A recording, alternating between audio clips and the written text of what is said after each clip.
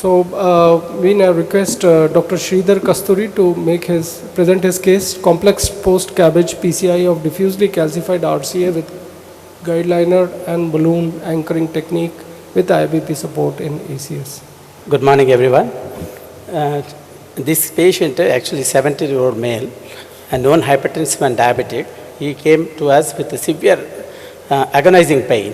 Actually, that time patient had a hemodynamic imbalance, like pressure was 90, heart rate was 130, severe agonizing. Recent worsening, and he had a cellulitis for the past 10 days, and the previous history showed he had a bypass surgery in 2002 at Narayana Hrudayalaya, Bangalore, and underwent Lima to LAD and SVG graft to PDA. Previously, exact details were not known, but he underwent 2 PCIs in 1988 and 1994, for which vessels, but details were not available. ECG showed inferior wall MI, old inferior wall MI, and anterolateral ST depression, and 2D echo shows hypokinesia of inferior wall and concentric LVH with good LV systolic function. Drop I was positive, and ECG definite ST depressions. Angiogram showed native triple vessel disease and patent Lima to LAD, but beyond Lima graft, there is a mild irregularity of the distal LAD, and totally occluded SVG graft to PDA. Left common iliac artery 40 to 50% narrow, right posterior tibial artery totally occluded. And because of the agonizing pain, refractory angina with hemodynamic imbalance, we put the IABP to stabilize the patient. And then we did angio. Angio showed that Lima is patent. Right corner you can see diffusely disease, proximally calcified vessel, distal very narrow caliber vessel, without any good flow to the PD and PLV. You can see Lima. This injection shows that beyond the Lima graft there is a mild irregularity of the LAD. This is the peripheral angio. This is not important for this because the time is not permitting. Now initially we put the right guiding catheter, and with BMW were used, and subsequently pilot guide wire was used, and buddy wire technique was used, and serial dilatation was carried out with 1.5 mm and 2 mm, 2.5, many balloons were performed.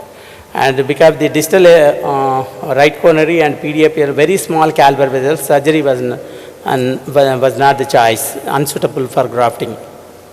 And even distal RCA and even PDA, PLV branches were multiple dilatations were carried out. And we used buddy wire technique to cross the lesion.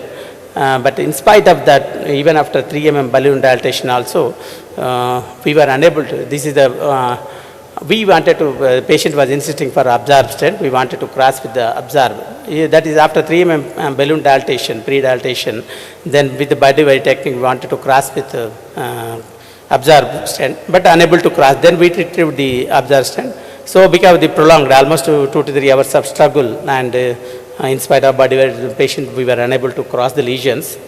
Then contrast was becoming more, old age cellulitis was there, and some sepsis was there. Then we wanted to go ahead with the next day. Patient was, because antegrade flow was established, pain was relieved, pressures were improved, patient was doing very well.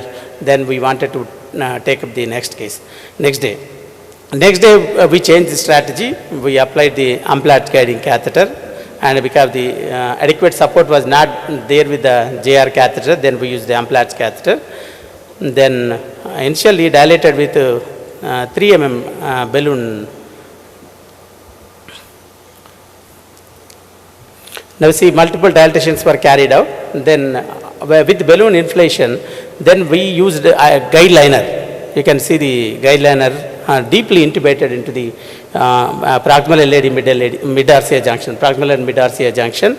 And after that, the mid RCA, where there is a tightest spot is there, fully dilated. And then subsequently, we have implanted distally 3 into 18 mm Xience V stent. Subsequently, mid RCA was stented with 3 into 23 Xience V stent.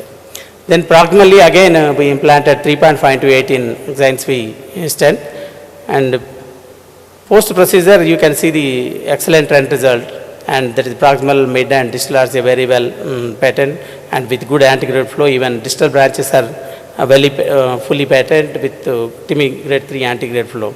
The patient relieved of the pain, and a patient was treated with antibiotics for cellulitis, and cellulitis was controlled.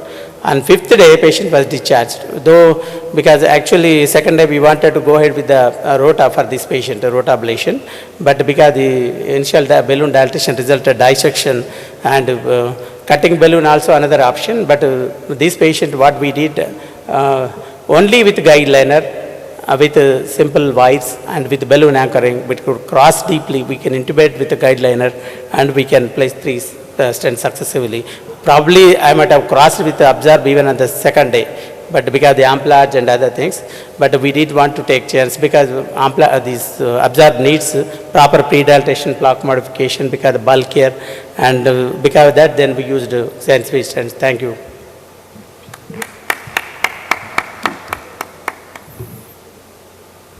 Yeah, so, your case just shows, how important it is to have a proper strategy and have a proper, sort of understanding of hardware. For example, this particular case, you can see that it's not a Shepherd's Crook RCA, so you really are getting good guide support, but still you are unable to pass balloons, etc. It shows that there is a lot of calcium.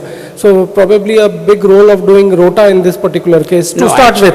After that, once you create dissection, then of course rota is out. But before, preparation of the vessel by doing rota and then proceeding. No, actually we thought of doing a rota only, but because diffuse disease, a lot of they were insisting for the cost is going up around 90,000 for rota. Then what happened? We thought that okay, many times we have done that diffusely calcified disease with simple balloons, and we can cross it and diffuse disease. But to be frank, ideally in this case, IVAS and rota plaque modification, go ahead with the stenting. That would be the ideal choice.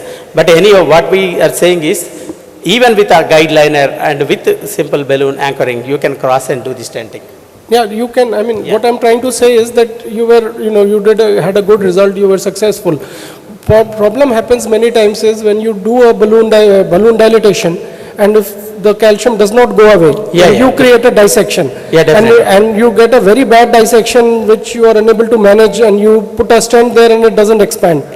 So then one ends up being in complete soup. So to avoid it, to straight away go for rota and then, try to put maybe even a BVS, if you wanted. But no, because what we thought, because there is anti-grade flow, it's not very easy to cross and do it. That such type of cases we have done many, to be frank. When diffusely calcified, we have done 3-4 stents also in LAD-L6. With that assumption we have gone, but finally without dissection I would have gone with rota ablation. But retrospectively I thought initially our choice was better to go with rota and then subsequently with this one. But anyhow, these type of cases can manage in the alternative way also.